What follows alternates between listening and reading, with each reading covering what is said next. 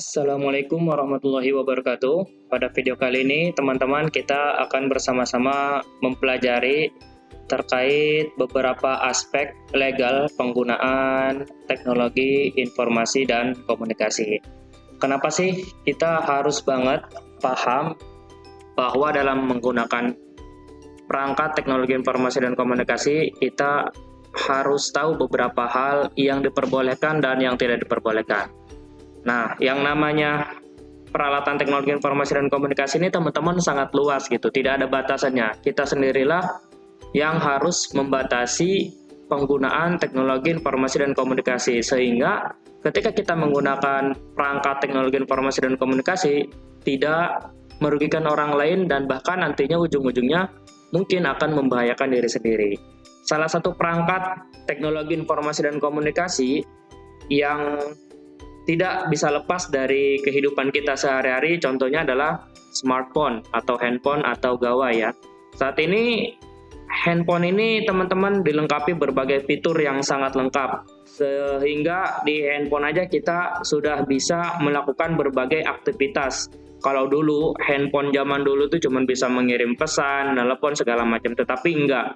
Handphone zaman sekarang sudah bisa mengakses internet, terus apalagi bermedia sosial, bahkan hiburan gitu ya, main game, nonton film, nonton YouTube dan semacamnya. Nah, kegiatan kita sehari-hari itu akhirnya terbantu banget karena adanya yang namanya teknologi smartphone ya, smartphone gitu, atau handphone gitu, atau bahasa Indonesianya gawai gitu.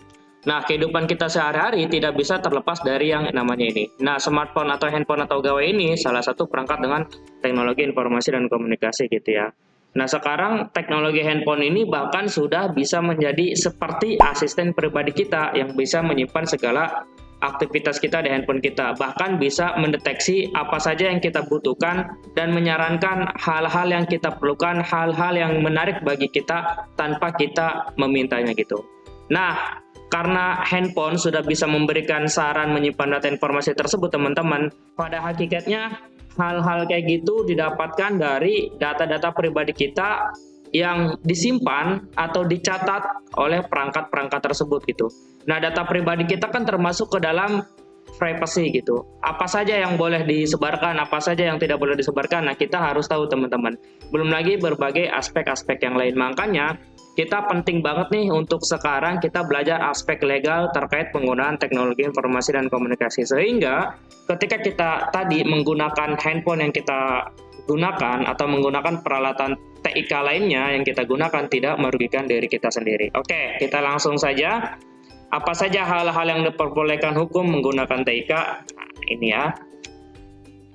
Yang pertama adalah hak pemerolehan informasi. Nah, ini ada beberapa poin yang nanti kita akan bahas bersama-sama.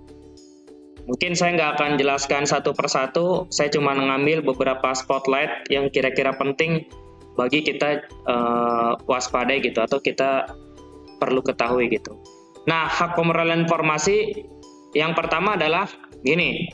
Salah satu tujuan penggunaan TIK adalah untuk mendapatkan akses informasi dan komunikasi sesuai dengan pasal 28F Undang-Undang Dasar 1945. Nah, gini teman-teman, pada dasarnya ketika kita menggunakan perangkat TIK yang kita gunakan, baik handphone, komputer, dan alat-alat lainnya, untuk mengakses informasi dan komunikasi pada dasarnya itu adalah hak kita. Dan itu dijamin oleh Undang-Undang 28F tahun 1945. Oke ya.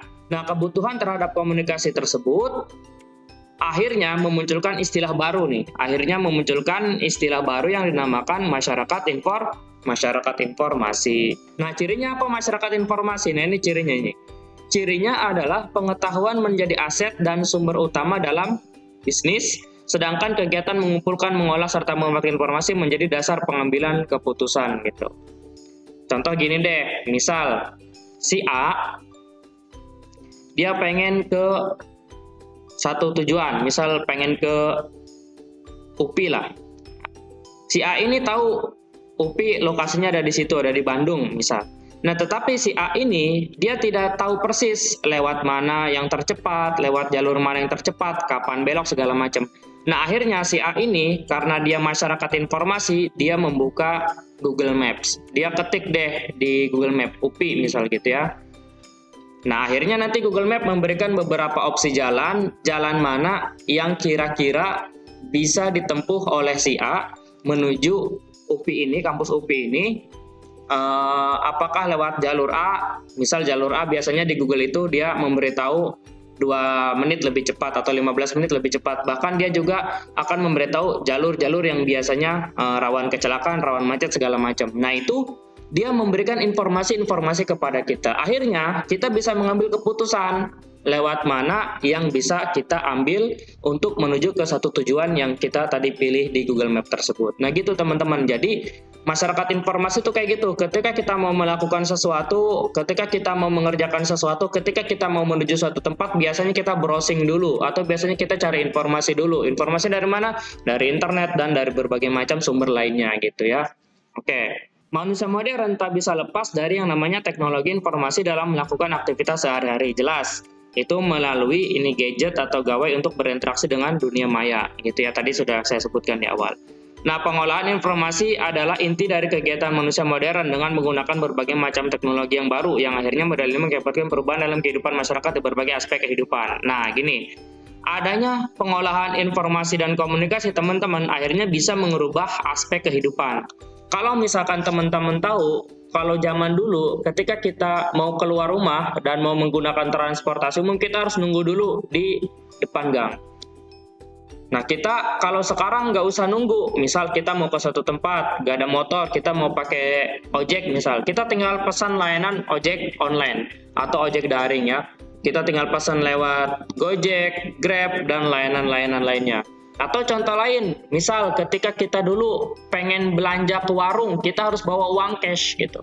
Nah sekarang kalau misalkan kita mau belanja ke warung, kita nggak perlu lagi bawa uang cash, tinggal scan barcode yang ada di warung atau di toko tersebut.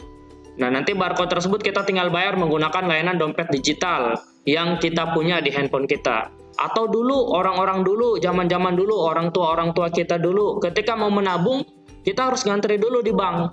Harus ngantri di bank, ambil antrian, catat nominal, catat nomor rekening, segala macam. Sekarang nggak perlu. Kalau misalkan kita punya layanan dompet digital, kita tinggal mengunjungi toko-toko yang bekerja sama dengan layanan dompet digital kita. Kita tinggal bilang ke penjaga tokonya atau ke kasirnya, bilang mau top up gitu. Udah langsung nanti dikirim gitu ya. Jadi hal-hal tersebut akhirnya merubah aspek kehidupan teman-teman. Kenapa? Karena adanya kemajuan yang sangat pesat di bidang teknologi informasi dan komunikasi. Dan sekali lagi, untuk mendapatkan kehidupan yang berubah ini, itu adalah hak kita. Itu adalah salah satu hak dari pemulihan informasi gitu. Nah, lanjut. Masyarakat informasi tentu membutuhkan norma dan aturan hukum untuk menjaga kenyamanan, ketertiban, dan keamanan. Ingat, meskipun pada dasarnya memperoleh informasi adalah hak kita, tetapi ingat, harus ada norma dan aturan hukum untuk menjaga kenyamanan dan ketertiban.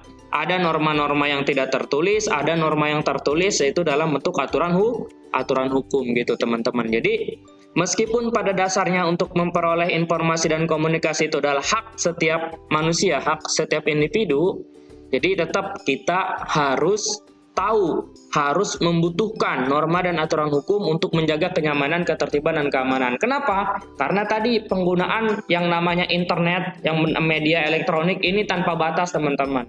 Tanpa membedakan suku, agama, ras, dan bangsa gitu kan. Nah, karena kita akan berkomunikasi dengan berbeda-beda suku, bangsa, agama, dan negara ini, otomatis berbeda juga kebiasaan, kebudayaan, segala macam. Makanya kita membutuhkan norma dan aturan hukum untuk menjaga kenyamanan, ketertiban, dan keamanan gitu. Pelaku berinisial OER menyebarkan informasi palsu ini melalui akun media sosial berupa Facebook miliknya pada Senin Maret lalu. Dalam isi postingannya berupa foto dan tulisan yang berisi, "Awas, di Kabupaten Pringsewu ada yang terkena corona yang pulang dari Malaysia." Serta postingan lainnya berupa tulisan, "Hati-hati, corona sudah di Lampung." Dari tangan pelaku, anggota polisi berhasil mengamankan barang bukti berupa satu buah handphone dan bukti akun media sosial milik pelaku yang digunakan untuk menyebarkan kabar hoax terkait virus corona. Oke, kita lanjut. Nah, ini ada beberapa hukum dalam masyarakat informasi. Yang pertama, berperan menciptakan keamanan dan ketertiban, jelas. Yang kedua, berperan menegakkan nilai-nilai kebenaran dan keadilan. Oke, jangan sampai ada disinformasi atau miskomunikasi atau bahkan hoax, berita hoax segala macam gitu ya. Terus berperan mengatur tingkah laku individu dalam dan masyarakat. Yang keempat, berperan mendorong terwujudnya kerekatan sosial. Terakhir, berperan membantu masyarakat untuk meraih kesejahteraan. Kita lanjut. Nah, ini ada beberapa prinsip perlindungan hukum hak atas perolehan informasi menurut Thomas Poisty pada tahun 2004. Yang pertama, hak atas informasi dan kebebasan informasi. Pada dasarnya, memberikan informasi dan kebebasan mendapatkan informasi itu adalah hak setiap kita manusia. Ini menurut Thomas Poisty ya, menurut Thomas Poisty. Oke, terus. Yang kedua, hak untuk komunikasi dan kebebasan berkomunikasi. Yang ketiga, hak untuk pengetahuan dan kebebasan pengetahuan. Yang keempat, hak untuk menentukan nasib sendiri umum dan pribadi. Yang kelima, hak atas privasi. Yang keenam, hak atas efisiensi di pasar administrasi publik. Yang ketujuh, hak atas keamanan informasi. Yang kedelapan, hak atas kualitas dan tata kelola yang baik. Oke, itu ya menurut Thomas Poisty. Kita lanjut. Nah, ini ada beberapa pertimbangan kenapa disahkannya UU Undang-Undang Nomor 14 Tahun 2008 tentang Keterbukaan Informasi Publik menurut Sumarno Partodihardjo. Yang pertama, informasi adalah kebutuhan pokok setiap orang. Jelas, tadi saya bilang di awal, setiap kita manusia ini, apalagi ada istilah tadi masyarakat informasi, kita tidak pernah terlepas dari yang namanya mencari informasi, memberikan informasi, saling berkomunikasi segala macam. Nah, makanya menurut Bapak Sumarno Partodihardjo ini, informasi itu adalah hak kebutuhan setiap orang gitu. Kita tidak akan mungkin terlepas dari yang namanya mencari informasi, membutuhkan informasi gitu ya. Yang kedua, hak memperoleh informasi merupakan hak asasi dan keterbukaan informasi publik. Jadi hak asasi kita dan keterbukaan informasi publik juga itu adalah hak untuk memperoleh informasi. Jadi hak asasi sebagai individu bahkan hak asasi sebagai publik. Jadi untuk mendapatkan keterbukaan informasi publik. Nah, yang ketiga, untuk penyelenggaraan negara yang baik menuju good public governance. Oke, jadi semua sekarang penyelenggara kenegaraan, kementerian-kementerian segala macam harusnya dia membuka informasi-informasi publik yang berkaitan dengan kepentingan hak orang banyak atau kepentingan masyarakat. Misal, APBN pendapatannya berapa, digunakan buat apa saja, pendapatan pajak berapa, digunakan buat apa saja, itu harus dilaporkan karena itu diatur dalam Undang-Undang Nomor 14 Tahun 2008 tentang keterbukaan informasi publik. Jadi negara yang baik harusnya negara yang sudah good public governance gitu. Jadi keterbukaan informasi publik benar-benar dibuka gitu kan. Program kerja, anggaran dana, keperluannya buat apa saja, sisanya ada berapa, defisit segala macam itu harusnya dibuka gitu. Nah, dengan adanya keterbukaan informasi publik tersebut merupakan sarana untuk mengoptimalkan pengawasan publik. Yang namanya negara bukan cuma punya milik satu orang perorangan atau kelompok per kelompok, tapi enggak punya publik, punya masyarakat semua. Dengan adanya Undang-Undang Nomor 14 Tahun 2008 ini tentang keterbukaan informasi publik, kita sebagai masyarakat kita wajib atau harus mau melakukan pengawasan terhadap lembaga-lembaga kenegaraan atau lembaga-lembaga lain lah yang itu dimiliki oleh bukan perseorangan tapi dimiliki oleh masyarakat tertentu gitu. Oke, kita lanjut. Nah, pengelolaan informasi publik merupakan salah satu upaya untuk mengembangkan masyarakat informasi. Oke, itu tadi sama. Oke, kita lanjut ya. Nah, aspek legal yang kedua, teman-teman, adalah masalah privasi. Apa itu privasi? Nah, oke. Kita bahas pelan-pelan ya. Salah satu prinsip perlindungan hukum dalam penggunaan TIK atau Teknologi Informasi dan Komunikasi adalah perlindungan privasi atau data pribadi. Jadi kalau misalkan kita ngomongin privasi, kita ngomongin masalah data pribadi. Data-data yang melekat pada diri kita, yang harusnya idealnya hanya kita yang tahu. Kepentingan umum orang-orang lain yang tidak punya kepentingan harusnya tidak boleh tahu. Itu privasi. Banyak aplikasi yang memerlukan atau menyimpan informasi yang bersifat pribadi seperti data diri, alamat, data kependudukan, keuangan, kesehatan, dan sebagainya. Nah, mungkin teman-teman pernah mendapatkan atau pernah menginstal suatu aplikasi atau di halaman website tertentu Nah, aplikasi tersebut atau halaman website tersebut menyimpan data-data pribadi kita. Nah, kayak ini, kayak data diri, alamat, data kependudukan, keuangan, kesehatan, dan semacamnya. Banyak aplikasi-aplikasi sekarang yang meminta data-data tersebut.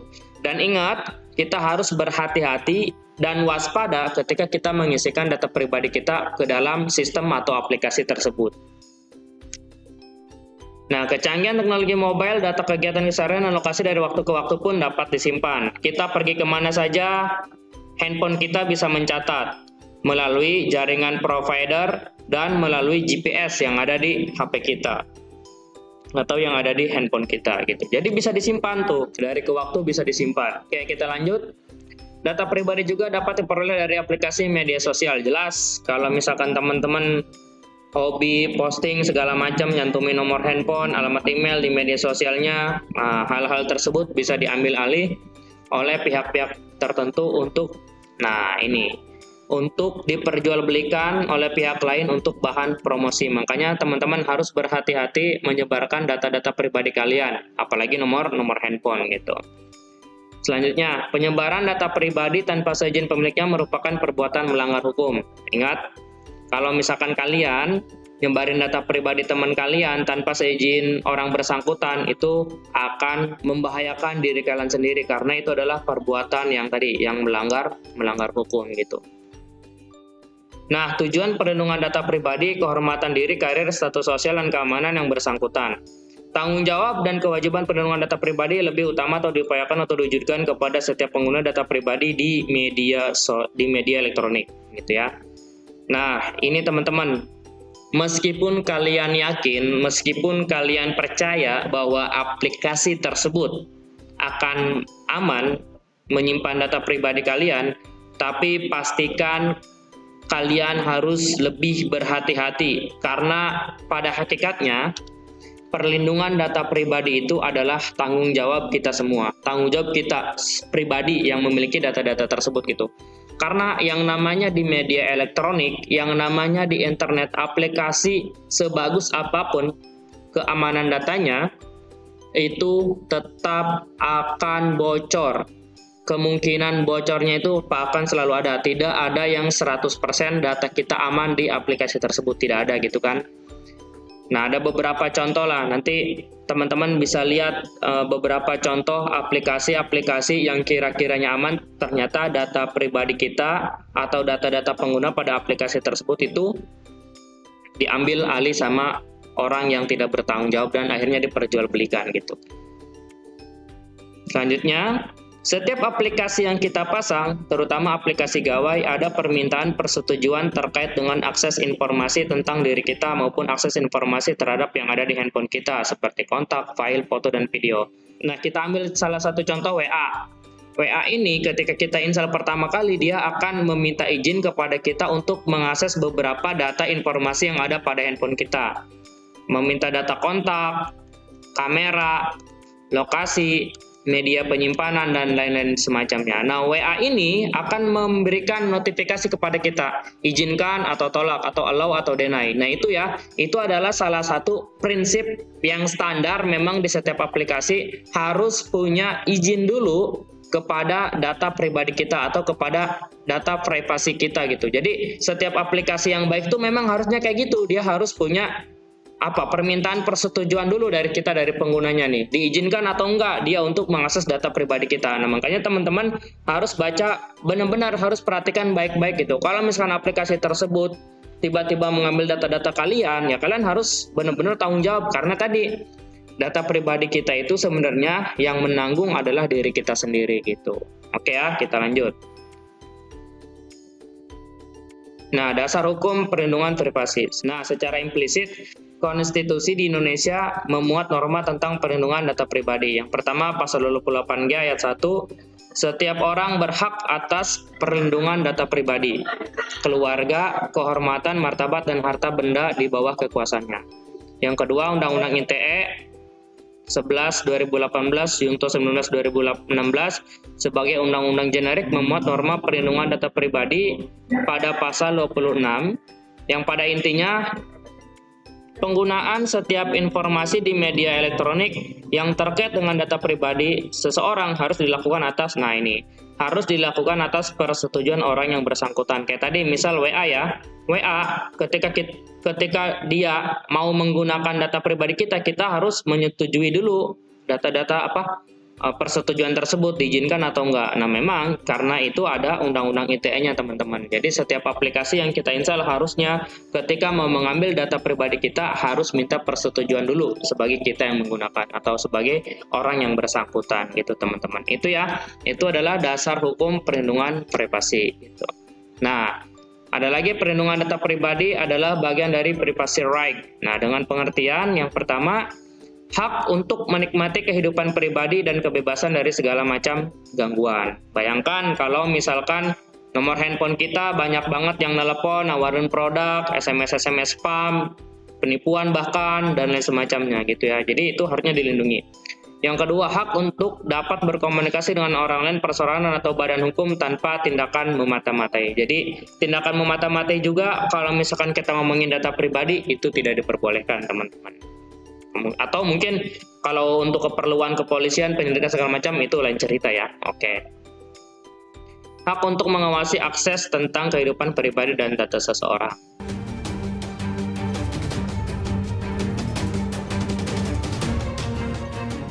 Mei 2021, akun reseller bernama Kots mengunggah dan menjual data pribadi penduduk Indonesia di situs readforums.com. Kots juga memberikan 1 juta data sampel secara gratis dari 279 juta data yang dijual.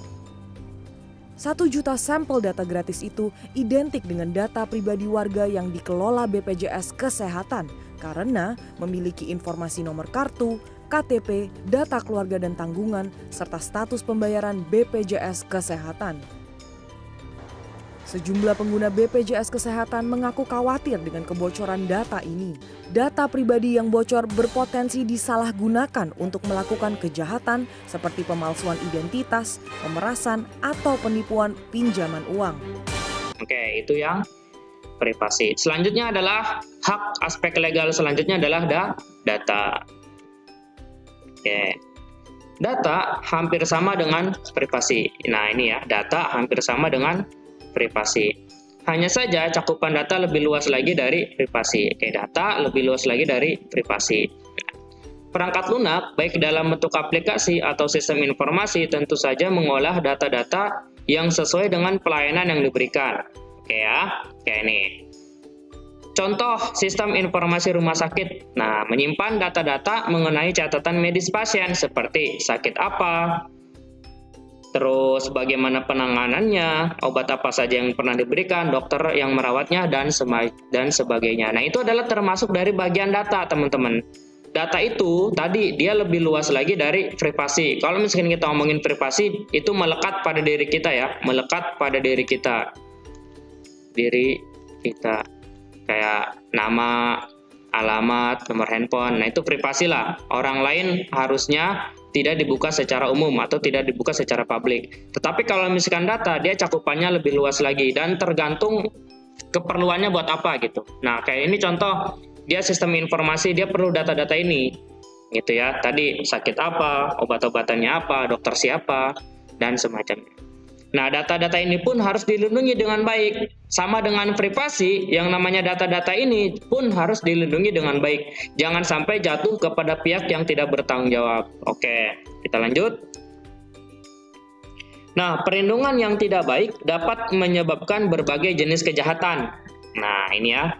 Perlindungan yang tidak baik dapat menyebabkan berbagai jenis kejahatan, terutama terkait dengan data keuangan. Wah, bahaya tuh ya. Jadi kalau misalkan kita menyimpan uang misal di bank gitu ya, sebagai contoh adalah pemboloran ATM bank. Nah, itu juga harus tetap dilindungi, teman-teman. Hasil-hasil aplikasi pencarian kita itu di aplikasi mereka, akhirnya sama aplikasi mereka dianalisis gitu. Nah, setelah dianalisis, akhirnya si aplikasi tersebut akan memunculkan satu ide atau akan memberikan satu konten-konten atau layanan-layanan yang sesuai dengan data-data yang kita berikan pada aplikasi tersebut gitu, teman-teman. Jadi kalau misalkan sekarang, data itu juga sangat penting banget bagi satu aplikasi atau satu penyedia layanan informasi gitu. Nah, mereka punya data-data yang kita berikan kepada aplikasi tersebut atau kepada provider atau apapun itu. Nah, kemudian data-data kita itu sama aplikasi tersebut atau sistem tersebut dianalisis gitu. Nah, setelah dianalisis, barulah mereka akan memunculkan satu ide baru gitu. Ide tersebut yang pasti akan berkaitan dengan apa yang kita suka, apa yang kita inginkan, apa yang kita butuhkan gitu. Oke, kita lanjut. Yang selanjutnya adalah properti atau hak milik. Nah, hak milik dalam TIK erat kaitannya dengan hak kekayaan intelektual. Nah, kalau misalkan kita ngomongin properti, ini hak kekayaan intelektual. Kalau misalkan kita menciptakan sesuatu gitu. Perlindungan hukum hak atas milik atau properti di bidang TIK untuk menghargai, nah ini ya. Nah, untuk menghargai usaha seseorang atau sekelompok orang dalam menciptakan sesuatu yang bernilai sehingga tidak diklaim atau digunakan secara sepihak tanpa izin atau pemberian kompensasi bagi pembuatnya. Jadi dengan adanya perlindungan hukum terhadap hak milik, khususnya di bidang teknologi, informasi, dan komunikasi, itu untuk menghargai seseorang atau sekelompok orang dalam menciptakan sesuatu yang bernilai gitu ya, sehingga tidak diklaim secara sepihak bagi orang lain gitu dan memberikan keuntungan bagi yang membuatnya gitu kan kita juga kalau misalkan udah buat sesuatu capek-capek, ujung-ujungnya diaku sama orang lain dan kita nggak dapatkan keuntungan apapun dari yang kita buat, kan rugi juga gitu kan. Nah, makanya ada yang namanya properti atau hak milik gitu. Nah, jenis haki atau hak kekayaan intelektual seperti hak cipta, hak paten, hak merek dagang, rahasia dagang, identitas layanan, dan desain tata letak sirkuit terpadu. Nah, ini ya beberapa jenis haki yang dilindungi gitu ya. Oke. Terus terkait dengan TIK, masalah haki yang sering mendapatkan sorotan adalah masalah penggunaan perangkat lunak, software bajakan ya.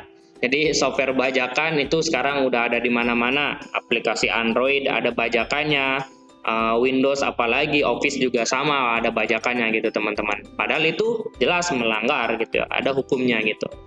Nah, di Indonesia haki perangkat lunak masuk ke dalam kategori hak cipta. Artinya kita tidak dapat menggunakan perangkat lunak tersebut tanpa izin dari pemiliknya. Nah, jadi kalau misalkan kita mau menggunakan perangkat lunak, misal kita mau menggunakan Windows untuk komputer kita ya. Nah, kita harus beli lisensinya, jangan pakai yang bajakan, itu akan melanggar hak cipta teman-teman. Nah, hak untuk memperbanyak software diwujudkan dalam bentuk lisensi. Nah, tadi saya bilang ya. Jadi kalau misalkan kita mau pakai, kita harus beli lisensinya dulu. Yang tertera nih ada undang-undangnya ya. Undang-Undang Nomor 28 Tahun 2014. Lisensi secara umum, nah ini ya. Lisensi secara umum dapat diartikan pemberian izin. Hal ini termasuk dalam sebuah perjanjian. Definisi lain, pemberian izin dari pemilik barang atau jasa kepada pihak menerima lisensi untuk menggunakan barang atau jasa yang dilisensikan. Misal tadi contoh Windows, ketika kita mau menggunakan Windows, kita harus beli dulu. Setelah beli kita baru dapat lisensi. Nah, setelah dapat lisensinya kita barulah boleh menggunakan Windows di komputer atau di laptop kita gitu. Itu boleh karena memang ada undang-undangnya yang ini.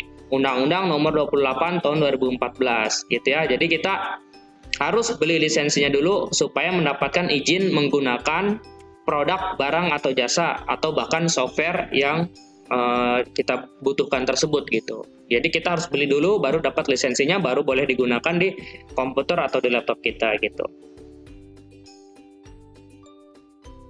Oke, selanjutnya identity atau identitas. Nah, terkadang dalam penggunaan internet banyak orang yang menyembunyikan identitas. Nah, ini ya teman-teman, akun-akun fake kalau sekarang atau akun palsu ya. Akun fake atau akun palsu. Nah, seperti dia menyembunyikan identitasnya seperti pembuatan email, akun media sosial. Penyamaran identitas cenderung berdampak negatif baik secara etika dan tujuan. Kadang-kadang akun-akun fake ini teman-teman atau akun palsu ini digunakan ya untuk tujuan-tujuan yang tidak benar atau tujuan-tujuan yang negatif gitu. Makanya secara penggunaan TIK itu harusnya tidak diperbolehkan. Nah, ini ya, banyak yang menggunakan akun palsu untuk melakukan tindakan kejahatan seperti penipuan, jelas ya. Pakai akun orang lain atau pakai akun yang nggak jelas untuk melakukan penipuan gitu kan. dan dia tidak menggunakan etika dan norma dalam menggunakan internet gitu kan, ngomongnya kasar, sering nyebarin berita hoax, sering mengadu domba, menyebabkan perpecah belah segala macam. Nah, itu biasanya akun-akun fake gitu ya. Nah, pada dasarnya identitas seseorang yang beraktivitas di internet, nah ini ya.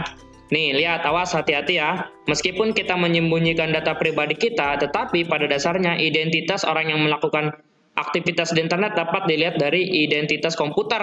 Nah, gitu ya. Atau identitas perangkat yang digunakan berupa alamat IP.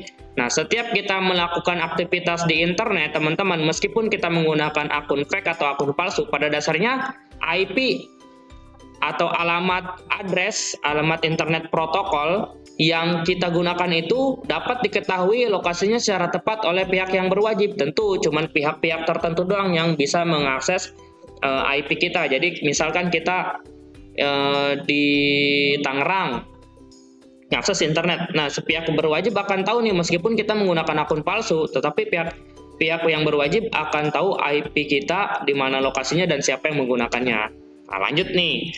Pemerintah apalagi sekarang ya sudah menerapkan regulasi registrasi kartu seluler yang diatur pada Peraturan Menteri Komunikasi dan Informatika Nomor 12 Tahun 2016 tentang registrasi pelanggan jasa telekomunikasi, mewajibkan registrasi kartu seluler menggunakan KTP. Bayangin kalau misalkan kartu handphone ya, kartu HP nih. Ini registrasi tadi menggunakan KTP.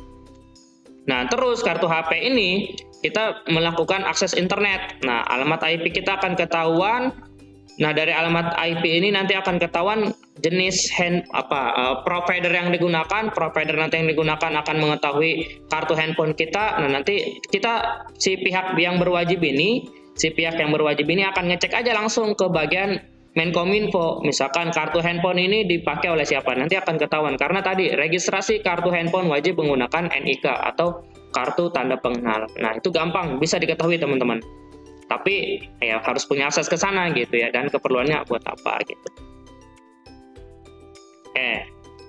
Hal ini sesuai dengan prinsip keamanan jaringan. Nah, hal ini sesuai dengan prinsip keamanan yaitu non-repudiation untuk melakukan identifikasi secara individual maupun melalui perangkat lunak yang digunakan oleh pengguna. Nah, prinsip jaringan komputer harus non-repudiation, jadi melakukan identifikasi secara individual melalui perangkat lunak yang digunakan oleh pengguna gitu. Jadi ketika jaringan komputer, ketika kita menggunakan jaringan komputer apalagi jaringan ke internet, kita harus ada alamat IP. Nah, alamat IP ini bagian dari non-repudiation gitu ya. Nah, pihak berwajib bisa mencatat aktivitas maupun jalur yang digunakan oleh pengguna sehingga menjadi bukti jika melakukan kejahatan di internet yang melanggar Undang-Undang ITE gitu ya. Karena tadi ada alamat IP akan diketahui lokasinya di mana, kartu atau provider internet yang digunakan, nanti si Menkominfo akan ngecek kartu atau layanan internet yang digunakan melalui registrasi nomor handphone yang melalui KTP. Udah, kita akan ketahuan meskipun menggunakan akun fake atau akun palsu gitu teman-teman. Nah, lebih baik kita pada dasarnya harus lebih bijak atau harus lebih waspada dalam menggunakan perangkat teknologi informasi dan komunikasi, yaitu contohnya adalah ketika kita menggunakan handphone kita. Nah, di handphone kita ini sekarang sudah bisa tersambung kemana saja. Intinya, kalau misalkan bukan kita yang membatasi kegiatan kita, ya siapa lagi gitu. Nah, kita harus waspada benar-benar tadi membatasi aktivitas kita yang ada di internet menggunakan perangkat TIK tersebut supaya tidak merugikan orang lain dan nanti ujung-ujungnya akan merugikan diri kita sendiri, teman-teman. Oke, jadi itu ya teman-teman, kita harus lebih berhati-hati menggunakan perangkat teknologi informasi dan komunikasi. Itu saja yang bisa saya sampaikan, kurang lebihnya mohon maaf. Terima kasih. Sampai ketemu di pembahasan materi lainnya. Seperti biasa, kalau misalkan ada yang salah, bisa teman-teman koreksi di kolom komentar. Wallahu a'lam bishawab. Assalamualaikum warahmatullahi wabarakatuh.